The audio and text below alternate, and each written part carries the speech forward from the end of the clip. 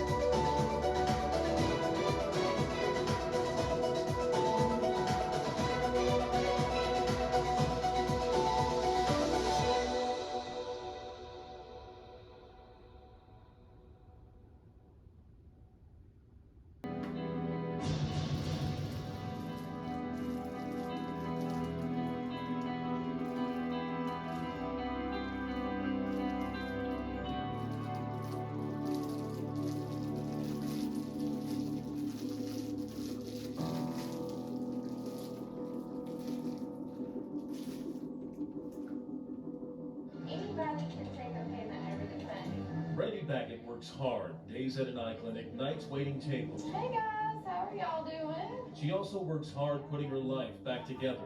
It came unraveled soon after she met Paul Ireland last year. I mean, everything that you would want in a guy, that's what he was. He was sweet and, I don't know, he was just perfect. Brandy and Ireland began dating. He did things like open the door for me and pull my chair out and do things like that I wasn't used to. But about 6 months into the relationship, Ireland's behavior started to change. He didn't want me talking to certain people anymore. I had to get rid of some of my friends to make him happy.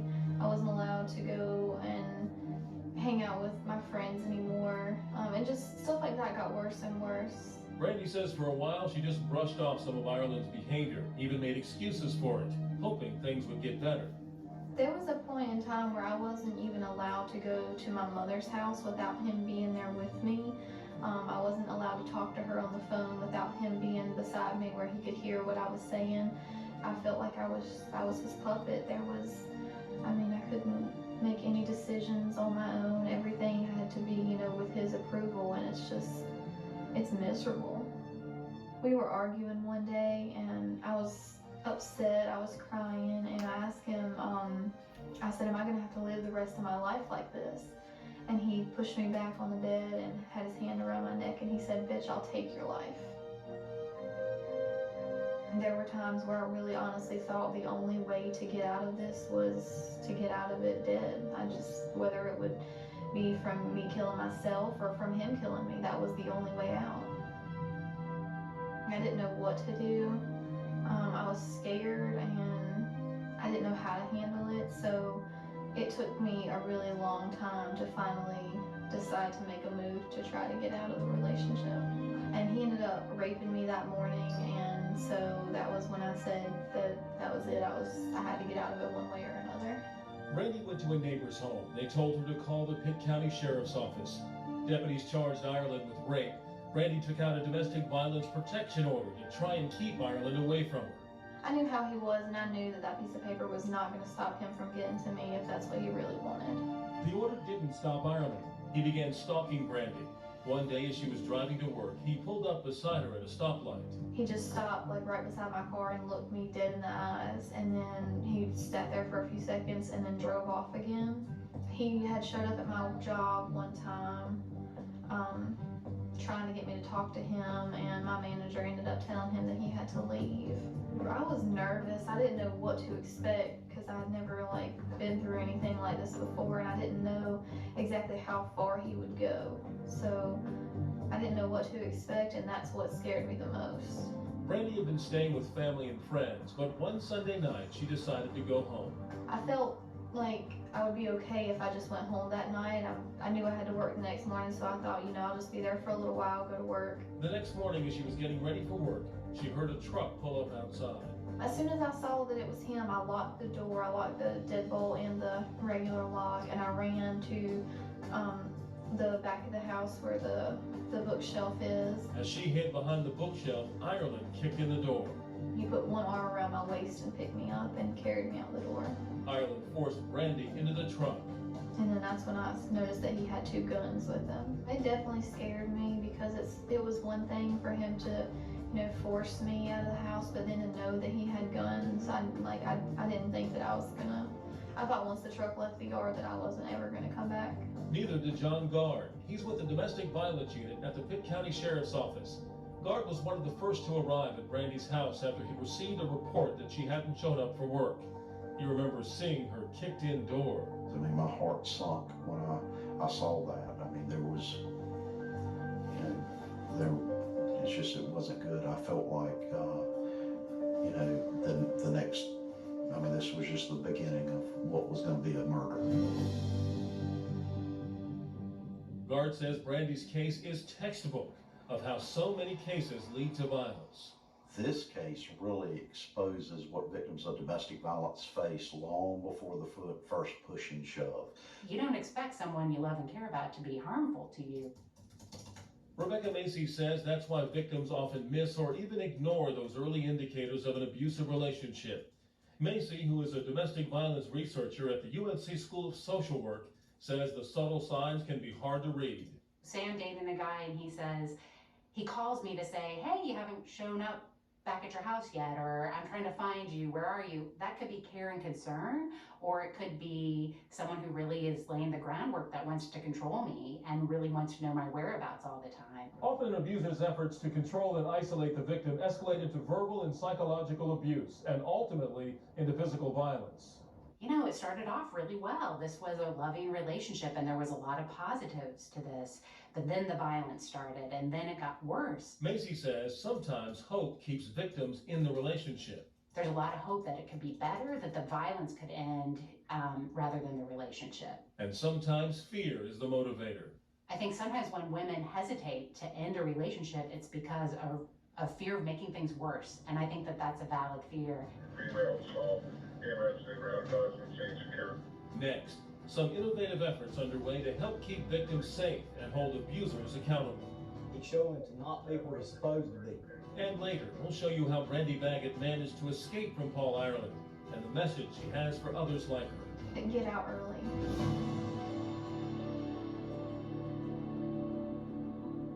He's showing to not be where he's supposed to be. Sergeant Chad Clark is in the electronic monitoring unit at the Pitt County Sheriff's Office. He's showing us how people arrested on domestic violence charges are monitored electronically while out on bond. We're constantly monitoring, looking at, seeing what's going on with everybody. This cuff is waterproof. You can take a shower in it, that's no problem. An electronic monitoring bracelet is placed on an offender's ankle.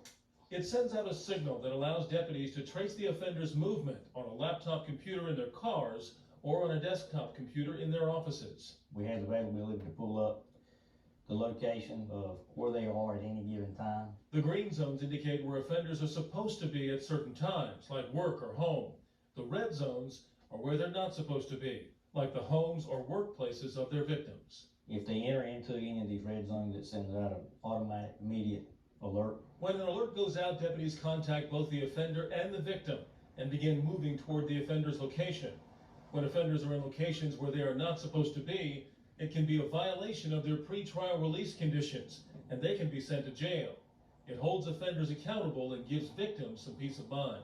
They understand that it is not a fail-safe program. They understand this, but it does give them an added sense of security knowing that the offender is being monitored, is being tracked, is being watched. Electronic monitoring is just one way the Pitt County Sheriff's Office is focusing on the time period between an offender's arrest and their trial.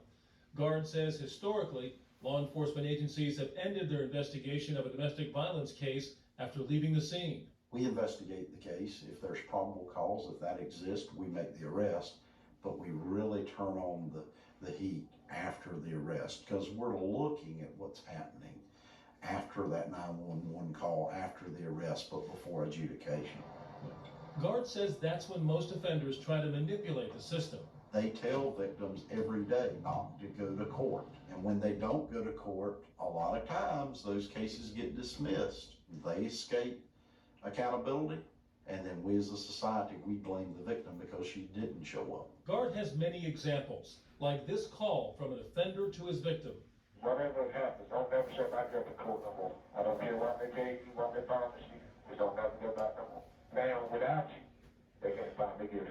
If Guard's domestic violence unit discovers that sort of victim intimidation, it will file more charges against the offender. You still can't have any contact with her. And if any conditions of the offender's pre-trial release are violated, his unit will try to get the offender put back in jail under a higher bond. If you do, your bond's gonna be set at like $50,000. The unit also obtained statements from friends and neighbors of the victim as evidence in case the victim decides not to testify. Can we all agree domestic violence is a pattern? The aggressive and innovative way the Pitt County Sheriff's Office investigates domestic violence cases has Guard doing presentations and training for other law enforcement agencies around the state. 40% of all mass killings come out of the context of domestic violence. It's also earned the county federal funding for its domestic violence protection efforts. We haven't been stagnant. We've always asked why is this occurring, and trying to adapt to change and respond accordingly. In September, Pitt County became one of only 4 communities in the country to share in a $2.5 million federal grant for domestic violence prevention. In Pitt County, that money will be used to deploy something called the Lethality Assessment Program, or LAP, and gather data to determine its effectiveness. Based off the situation that occurred today, I'm going to ask you a series of questions and offer you some assistance. LAP is already being used by the Cary Police Department. It's a set of 11 questions that an officer asks a victim when responding to a domestic violence call. Has he ever threatened to kill you or your children? Yes. Those questions help us determine what victims are at the greatest risk and the greatest danger for being killed by their intimate partner, so that we can try to get them services as soon as possible and hopefully try to help them break that cycle. Since it started using LAP, Cary Police say more victims are getting help through domestic violence agencies like Raleigh's Interact. It's incredibly effective. Pitt County's federal grant is to document and quantify that effectiveness. Rebecca Macy will gather and examine data on LAP's use in the county with a key question in mind. Can we replicate LAP other places, and can we produce similar outcomes? Based off the situation that occurred today, I'm concerned for your safety. LAP is just one more weapon in the war against domestic violence. Many say to win the war, everyone needs to join the fight. So if you're at church or you're at work and someone tells a sexist joke or a rape joke or a domestic violence joke, you don't just let it sit there. You actively challenge that and say, I'm not comfortable with that, or hey, that's not cool. We as a society, we need to change. Let's not set the bar at what is criminal behavior. It's as simple as what's right and wrong. And it's wrong way before it's criminally wrong. We need to say it's all about good relationships. It's building good relationships. Next, a local program that's helping abusers build better relationships and stop the cycle of abuse. And I've already caused a lot of damage. And a Raleigh man who says it works. Everyone has the right to not be abused. I don't want to be, the bad husband or the bad father or, the guy who's in jail. Edward Cummings was certainly heading down that path, a path that began a very long time ago. I never lived with my parents. He was just 3 years old when his father murdered his mother and aunt. And my father, he's been in prison 30 years now. Cummings was placed with his grandmother. I started getting in trouble and things like that. So it was off to foster homes. They literally moved me everywhere. I'd stay in a place a few months and then they'd move me somewhere else. He went to court to be legally emancipated at the age of 16. I dropped out of school, started working full-time everywhere I could, anywhere I could. And any state he could until he moved back to Raleigh in 2008. And a year later, I met my wife, and we've been together ever since. But he found out something was missing. Not having the knowledge that a lot of people gained through growing up with a stable family for years and years. They caused problems of trust and communication. I didn't know exactly how to go about expressing myself, other than that basic instinct to, when you're mad, grab something, hit something. And so things didn't go well when Cummings and his wife got into an argument when he came home late after a night of partying with friends. We went from that to pushes and shoves.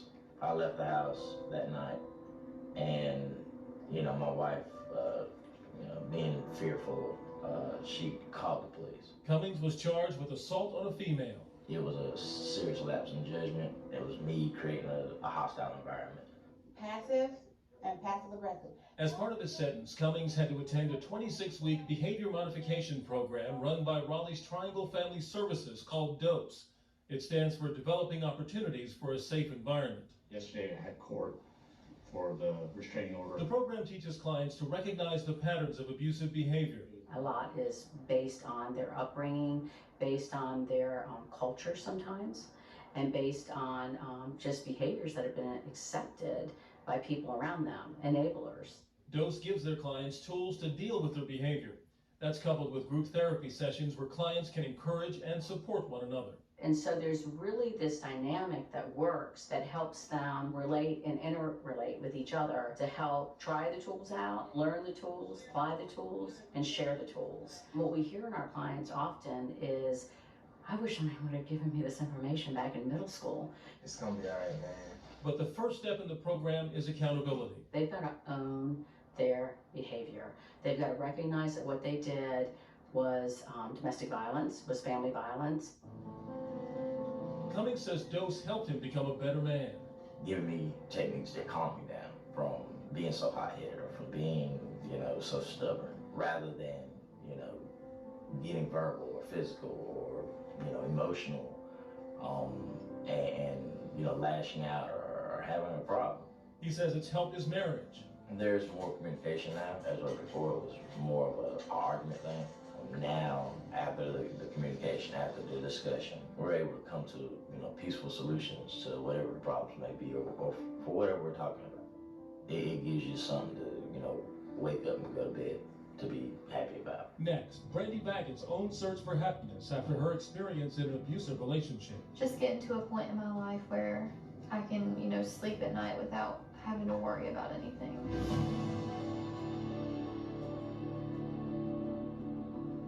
To learn more about the WRL documentary, Enough is Enough, or if you need help and are looking for resources, go to WRL.com and type WRL Doc in the search box.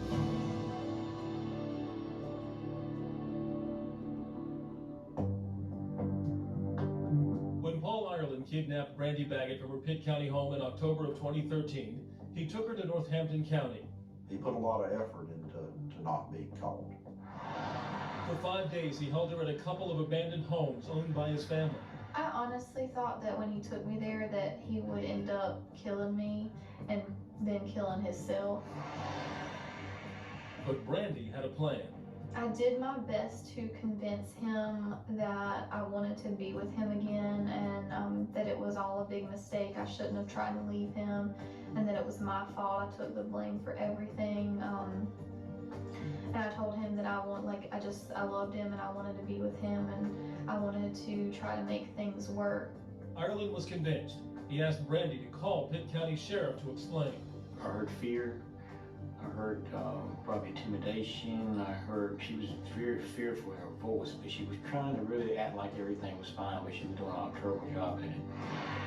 Ireland decided to have his grandmother drive Brandy to the sheriff's office. The plan was to go back and for me to tell the sheriff that I wanted to drop all the charges and that I wanted to be with him, that he didn't do anything wrong. Ireland even wrote a script for her. He told her to transcribe it so it would be in her own handwriting. I love him and I want all of this to go away. A lot seems to be misunderstood. He's not hurt me, threatened me, or harmed me in any way. Paul's a good guy and is not guilty of a lot of what he has been charged with. I want what he has been charged with dropped and do not plan on appearing in court. As soon as she walks in, she no longer is the same person we've been talking to on this phone. She just broke down and started telling us the truth. I just never would have predicted, and nobody else would have, that she would have been released. That's because Brandy's case reminded Guard of Anitra Coburn. Coburn's case was profiled in the award-winning 2006 WRL documentary, Paper Thin Promise. Carter kidnapped Anitra and eventually took her to her grandparents' trailer in Franklin County. Coburn's boyfriend kidnapped her from her Pitt County home and murdered her after holding her hostage for a week. What's the matter? What's the matter? Dad? Dad? Dad? There were a lot of similarities to this case and to the case involving Anitra Coburn. Coburn's boyfriend tried to kill himself but failed and was sentenced to life in prison. Paul Ireland shot and killed himself hours after releasing Brandy. I cried really, really hard. I wanted him to get help. I didn't want it to just, I wasn't looking to just save myself. I wanted to save him too. Brandy says she takes anxiety medication, receives counseling, and gets a lot of support from friends. She's working to save money to go to nursing school and says she has learned from her experience. I learned definitely what to look for to keep that from happening again. And just, you have to be careful who you trust. You just have to really, really be careful. You guys doing okay over here? Do you need refills or anything? All right, you're welcome. And when signs of a potentially abusive relationship appear, get out early, because the earlier you get out, the easier it's gonna be. If you wait around, you're just gonna wait till it's too late. Instead of just, brushing it off, pushing it to the side, making excuses. I could have gotten out while I was still, before it got really bad.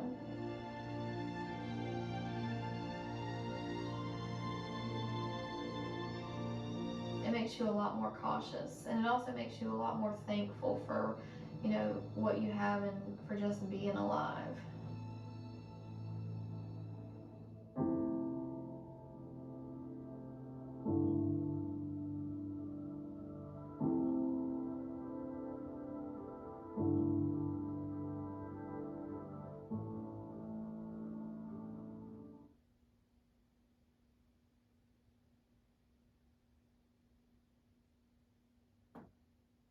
From WRAL News, this is Focal Point. 911 emergency. Hello, I'd like to report a case of abuse. They see the victim, whether she's a girlfriend or a wife, as their property. If I can't have her, no one can. It's sort of a common refrain. Yeah, my husband just hit me over the head with a coil of pewter wire. They understand that violence in the home is wrong, but what they've got to do is, in their mind, they've got to have justification for their action. What's the best way for them to justify it? Well, here's a protective order that she took out. You have the nerve to call the cops, Sonny. I'll tell you one thing. You think you're calling up this wedding, you're wrong. I'll kill you first.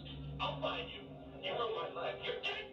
So essentially, he's been given a pink slip. You're fired from this relationship, or I'm leaving, or I can't do this anymore.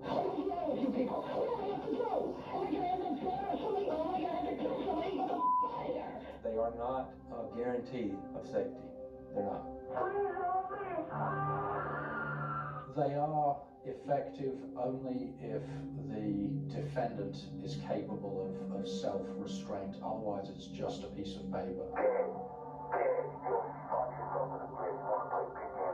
Anybody that is made their mind up and is determined to kill you is going to kill you. Oh my God. Shut fire in the house. Shut fire in the house. Oh my God.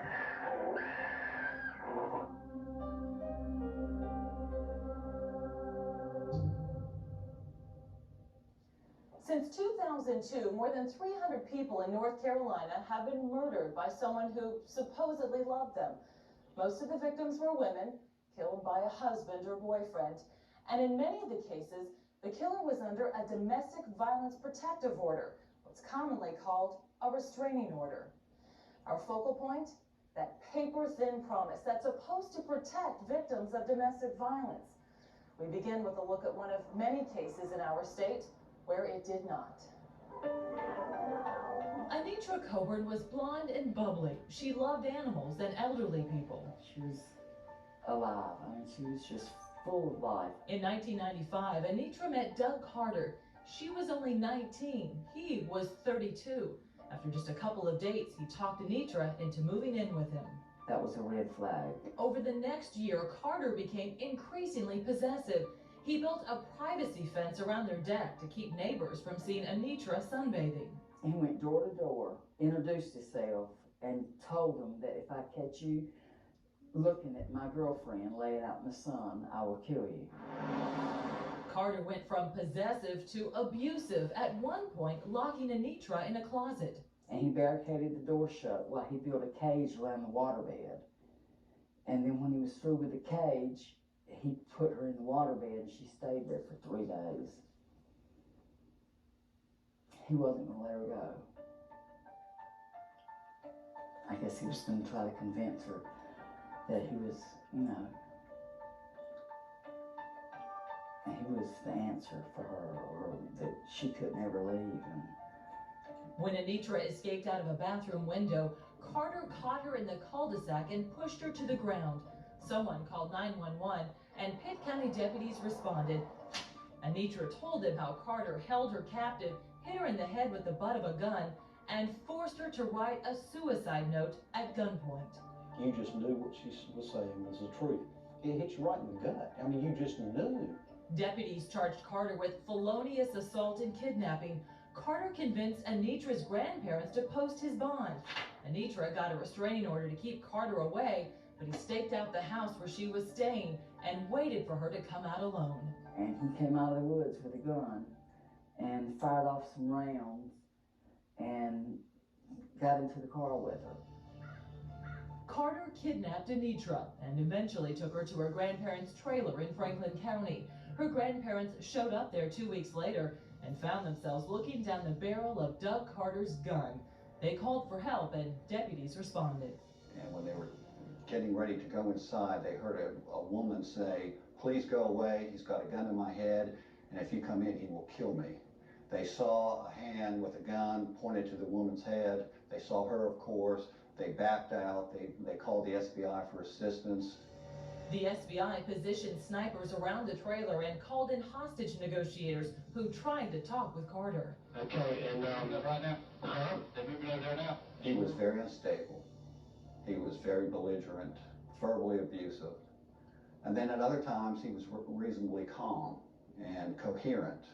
And it sounded like that he wanted to negotiate. It was just a roller coaster ride. Negotiators also tried to talk with Anitra. Anitra, you there? Yes, So is everything going like you wanted?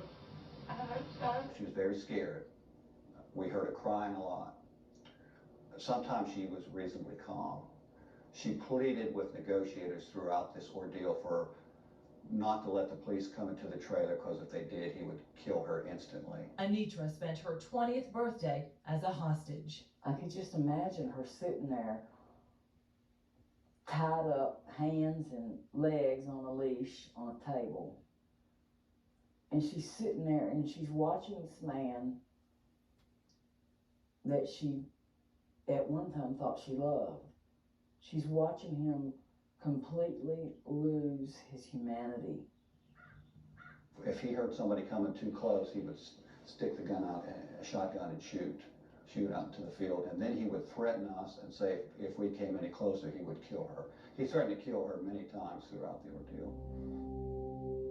An ordeal that became the longest standoff in SBI history. But as long as Anitra was alive, negotiators had hope. There's 1,000 things that could go wrong and then one thing that could go right. And you have to keep plugging for that one thing to go right.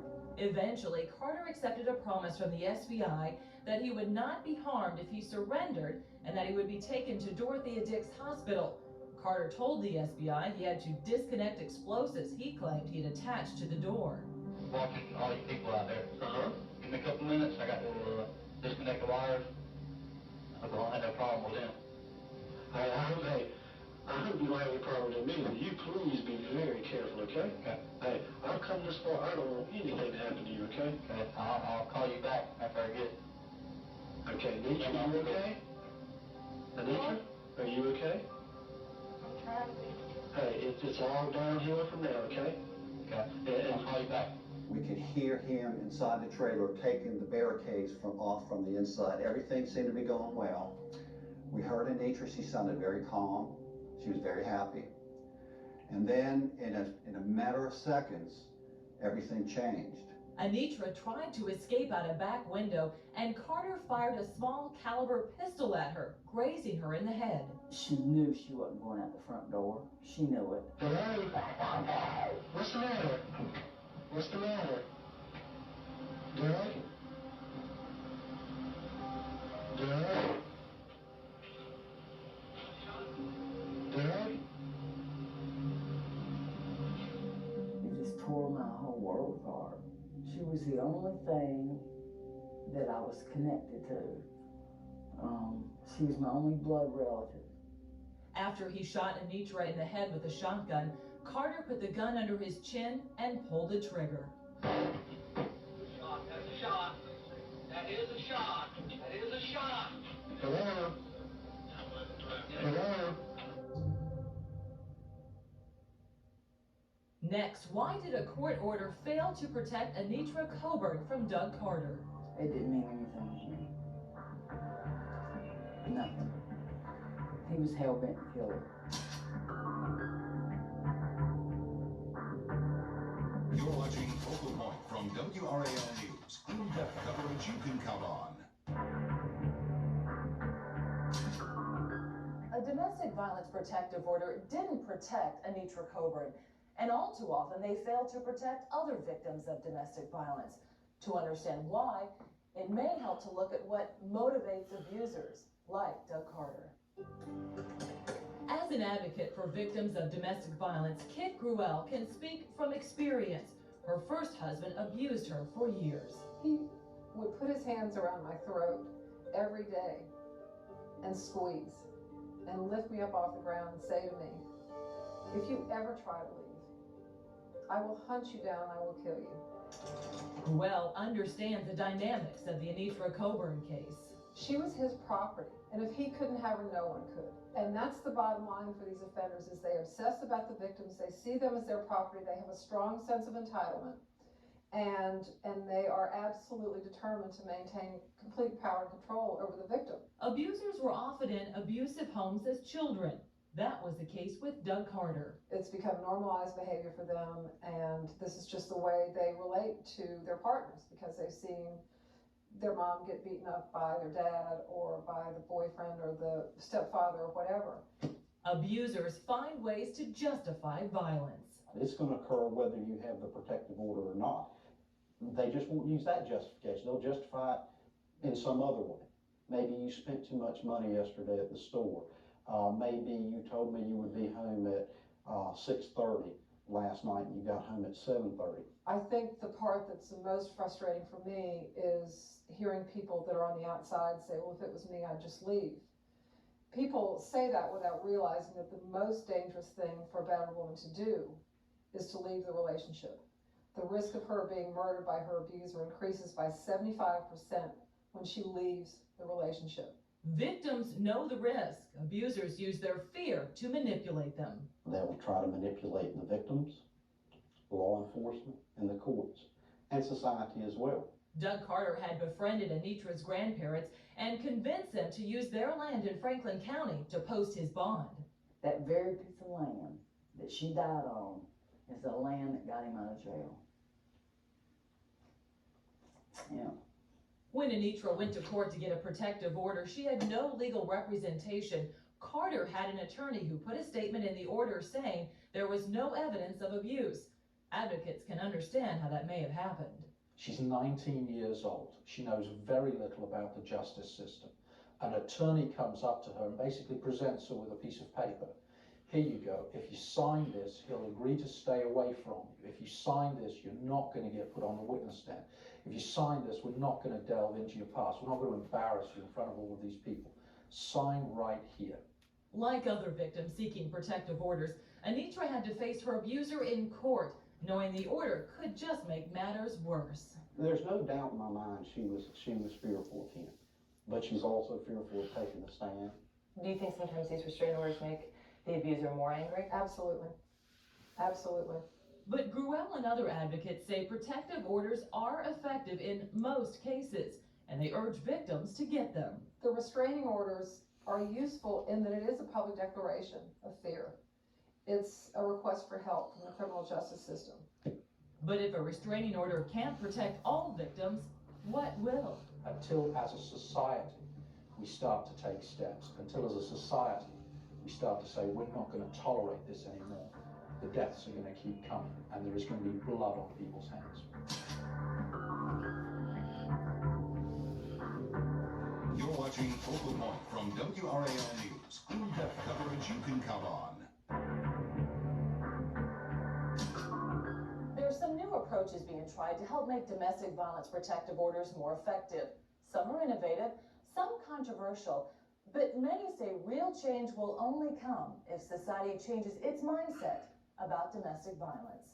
You were charged with an offense, I believe, assault on a female. In Pitt County, many defendants charged with domestic violence are put under electronic house arrest as a condition of bond. Good luck to you, sir. Their ankle bracelets communicate with global positioning satellite transmitters that defendants wear on their belts. This is what they would wear while they're working or if they're away from home. Sergeant John Gard showed me how it works. He put a bracelet and transmitter on me, and we took a short drive around downtown Greenville.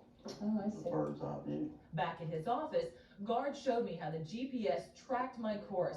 The blue dots are my trail. That's how he can tell if a defendant has gone where he shouldn't go, like to the victim's home or workplace. And what's in the red box? Date, time, speed. So far, the new system's been a success. Advocates say it could have saved Anitra Coburn and others like her. But there's still no guarantee officers can respond fast enough to stop an abuser. It's not the magic bullet. And see, I think in domestic violence, we want to find that magic bullet. I don't have it. Neither does anybody else in the state. Some lawmakers see real bullets as a possible solution. Speak The up. legislature passed a bill in 2005 that requires court clerks to give victims the information on how to apply for a temporary concealed weapon permit when they get a domestic violence protective order. And I'm a firm believer that knowledge is power. I believe that knowing your options and feeling strong about yourself makes a big difference in whether you're a victim or not. But victims advocates say the new law is like telling the victim, you're on your own. In all the years I've done this work, it's the worst legislation I've ever seen. Advocates say there's no guarantee a victim will be able to purchase a weapon or know how or when to use it. So far, few victims have taken advantage of the new law. They're reluctant to have anything in the house, either around themselves or their children, that could be used by their aggressor, by the person who's been abusing them, against them. Anitra Coburn had a gun, but Doug Carter took it from her and used it to kidnap her. If we finally have a great opportunity where a clerk in the state of North Carolina, a clerk of court, is going to provide a victim with valuable information, why don't we put on their information about where to get help? That's starting to happen in some courthouses, including Wake County's. The House of Representatives. In 2004, the General Assembly passed a broad package of domestic violence reforms. Among other things, it gave police the power to arrest people who violate domestic violence protective orders, essentially bringing the violation of a civil order into criminal court. The legislation that was passed a couple of years ago was great, but it only goes halfway. Romery and other advocates say laws need to be tougher. If I go home tonight and I hit my wife in the face, I'm guilty of a class A1 misdemeanor. If I come to your property and I steal pine straw from you, I'm guilty of a class H felony. Is that right? Is that right? I mean, is there any way that we can justify those sorts of things? No. Domestic violence protective order. Advocates say the penalties for violating protective orders need to be tougher, and bonds for abusers like Doug Carter need to be higher. This was somebody who was out to possess somebody. He was out to control her, and when he was not able to control her and possess her, he killed her. A piece of paper in this regard did nothing. What he needed to have done to him was he needed to be kept in jail under a massive bond. Let's set his bond at $1,500 secured. In some courthouses, advocates now assess the risk of a defendant killing a victim for their bond hearing. But there's no database for that information or the conditions of bonds and protective orders that law enforcement officers can access. So an officer in the field that may go by that house and see the woman unconscious doesn't even know there's a protective order because he can't get that information from our computer system. May not even know that this is the 4th time. Assault on a female. The technology is available to change that. And it really sickens me. I have seen too many people harmed, too many people hurt. I have seen too much blood, far too much, and too many senseless deaths to see in action things that can be done so cheaply not be done at all. And that really hurts me. Advocates say judicial officials and law enforcement officers need training in handling domestic violence cases. And how they had their training in the academy is you mediate, separate, and clear. If the victim didn't want to prosecute, you didn't prosecute. You kind of did your best to put a Band-Aid on it. Guard says his officers now treat domestic violence cases like any other criminal case. Advocates say prosecutors need to do the same. There is this old-fashioned belief that domestic violence is just a family problem. It's a private issue, and it's not something that the state needs to get involved in. Advocates say more training and education beginning in our state's public schools will help people understand that domestic violence is everyone's problem. As long as the people who can create that culture do not create that culture, they have blood on their hands. Law enforcement already been out there. The Anitra Coburn case inspired the Pitt County Sheriff's Department to create a domestic violence unit and train all its officers in how to handle such cases. The Douglas Carter and Anitra Coburn case. John Guard urges legislators to support more domestic violence reform and is trying to get money to expand his unit in Pitt County. I get asked, what's your drive? I have 2 daughters. You know, I have 2 daughters. That's my drive. You know, if you look at the numbers, is there a fair probability that they could be a victim of domestic violence? Yes. Next, Doug Carter survived his suicide attempt. What explanation does he have for killing Anitra Coburn? You're watching Focal Point from WRAL News. In-depth coverage you can count on. To learn more about the issues covered in this episode of Focal Point, go to WRAL.com and click on News. 10 years ago, Doug Carter killed Anitra Coburn here in cold blood. A court order could not protect her. Anitra's case and those of hundreds of other victims remind us that preventing domestic violence takes a lot more than a piece of paper. That's a shot. That is a shot. Doug Carter survived the shotgun blast he aimed at his head. Prosecutors allowed him to plead guilty to second-degree murder and first-degree kidnapping. A judge sentenced him to 29 years. Anitra's mother filed a civil suit against Carter to add to his punishment and keep him from profiting off any book or movie deals. I knew I'd never get a dime. I mean, I didn't do it to get money. I didn't want blood money. You know, I didn't want to get rich off my child's death. She wanted to make a statement about domestic violence. So did a jury. In 1998, it awarded her $525 million. At the time, it was the largest civil damage award in U.S. history. This was a way to put him under civilly a life sentence. He'll have this judgment over his head for the rest of his life. Now, it is Doug Carter who is the hostage. I was really obsessed with her, really in love with her, where I felt like I wasn't a person without her being around. Anybody who is having any kind of problems, mentally or physically, abusing their spouse, they need to get help, because they could end up like me. And here, all I've done is wasted a lot of people's lives. And it doesn't just affect one person. What's done is already done. I can't change what's happened. I wish I could. I wish I could be in the grave instead of her. But I can't. This ain't no life right here. I'm in prison. I gotta walk around like this all the time. He means like this. He looks too good. He looks too good. He needs to look worse. I don't have much faith in that word closure. Nothing closes. Nothing closes. I don't feel like anything's closed.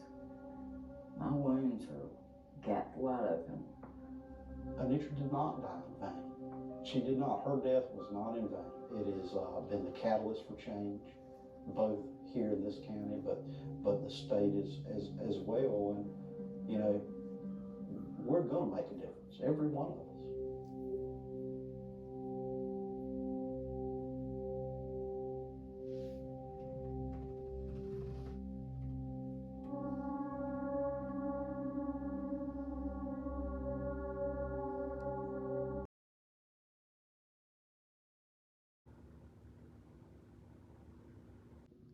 Thanks for watching. We appreciate you. Please subscribe.